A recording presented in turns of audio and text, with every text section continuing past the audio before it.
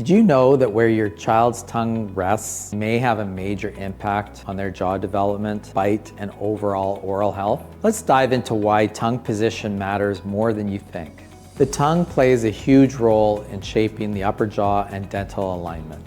Ideally, the tongue should rest against the roof of the mouth when at rest and during swallowing. When the tongue rests too low or presses against the teeth, it can lead to long-term orthodontic issues. If the tongue isn't in the right position, it may contribute to narrow jaw development, leading to crowding and cross bites, open bites or overbites from tongue thrusting during swallowing, speech difficulties due to improper muscle function, mouth breathing habits which impact overall facial growth and oral health.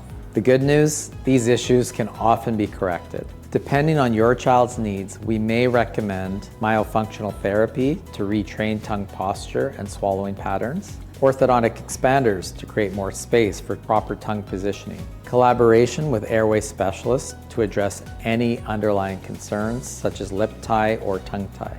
If your child has tongue posture concerns, speech difficulties, or bite misalignment, early intervention may make a difference. Book a free consultation today and let's ensure their oral development is on the right track.